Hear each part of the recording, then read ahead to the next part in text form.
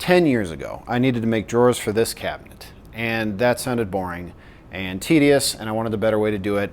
So I invented a table saw blade to make it easier to make drawers, and then proceeded to get excited about inventing stuff and never actually used it to finish the drawers for this cabinet. And that's ridiculous. I can't go through life never completing this cabinet, so let's get it done.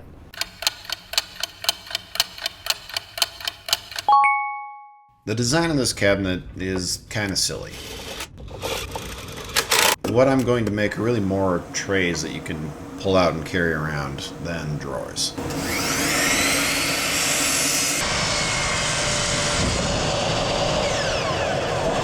And the three that I made 10 years ago are always banging into the sides of the rail supports, because the design is very rookie woodworker. That was appropriate at the time, but I'm sizing some blanks to prevent that from happening. So I wanted to check if this would fit, but I also wanted to leave the table saw fence in place, which means I needed to knock these edges off with a chisel. Everything's always more complicated than you think it will be. And it doesn't quite fit, but since the fence was left in place, I can just make a small adjustment and get this dialed in.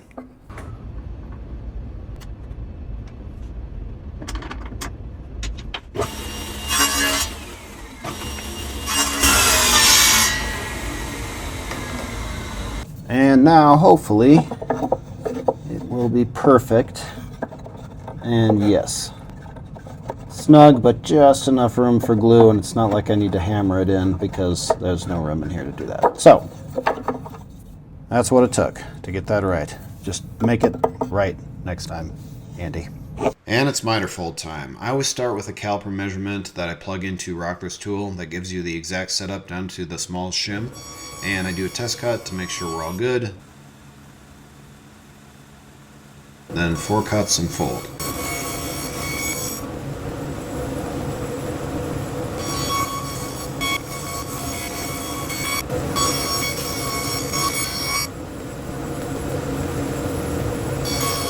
This isn't a sponsored video in any way, but Rockler's ratchet clamp strap thing is a great way to do the glue up. A little bit of sanding and they're finished.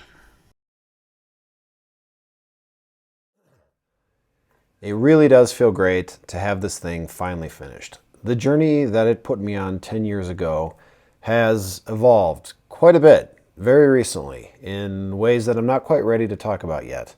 Soon, but not quite yet. But this is a good closure to show the full progression of the project. I can say that the Miter Fold set definitely failed at causing me to get this done quicker, but at least it got done. If you're curious on the mismatched knobs, I went through an old drawer where I keep kind of remnants from old projects. I don't know why I keep them. I guess I do know why I keep them now, so that I can put them on the drawers of sanding cabinets. Anyway, I pulled all of those and put them on the drawers. I'm not going to go through it because it's only meaningful to me, but each of these is from some kind of remodeling project, or there was some reason that I kept the knobs, and I know what they all are. So extra nostalgia in a sanding cabinet, I guess, is what I went for. It works for me. Also on the Miter Fold Dado Set, the coolest thing I've ever done with it was make a series of 10 boxes. And I went back through that footage recently, and I thought I might show a couple things.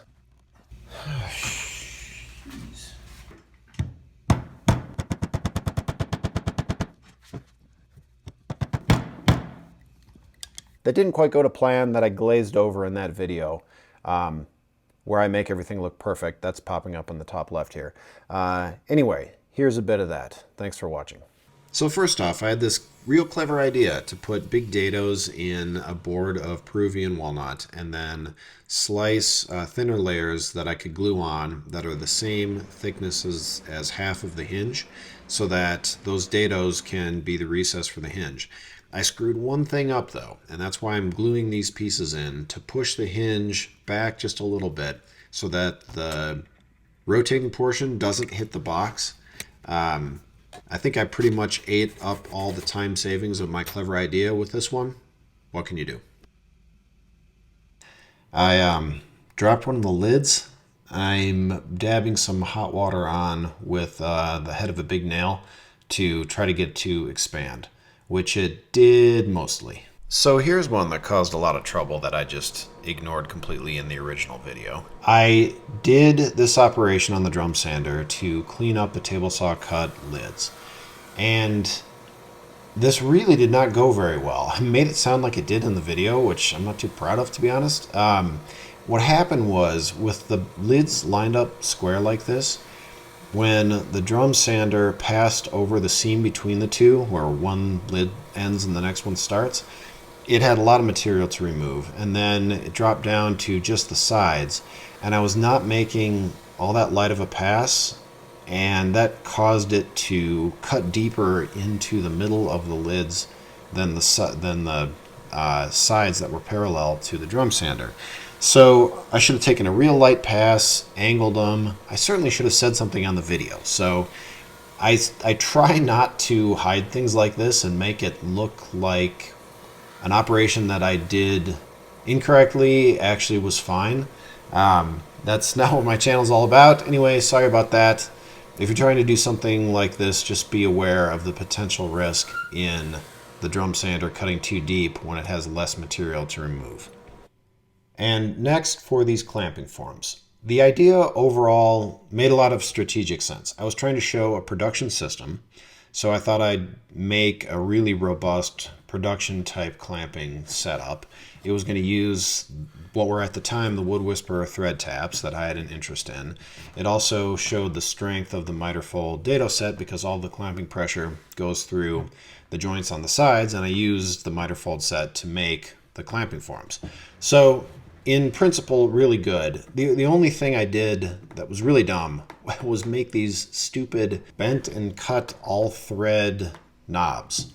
I should have just used bolts. This is a power tool application. Just run the bolt in with an impact driver or a drill or something, and you're done. Tightening them all by hand takes the production nature out of it. Anyway, should have done that differently. All in all, good concept. I think that's it. If you want to watch the whole video, it's in the description, or it popped up when I talked about it first. It was a build that got a lot of views like a year after I posted it. When I first posted it, it did very poorly compared to what I expected it to do, compared to the effort that I put in. I was hoping for a lot more, but then it kind of caught on and ended up with a respectable number of views later. Anyway, I don't know why some videos do that. Just the way it is. It's a cool build overall. Thanks for watching again, and I'll catch you next time. Dad, how is it turning? Well, you gotta join my channel to learn how I did that.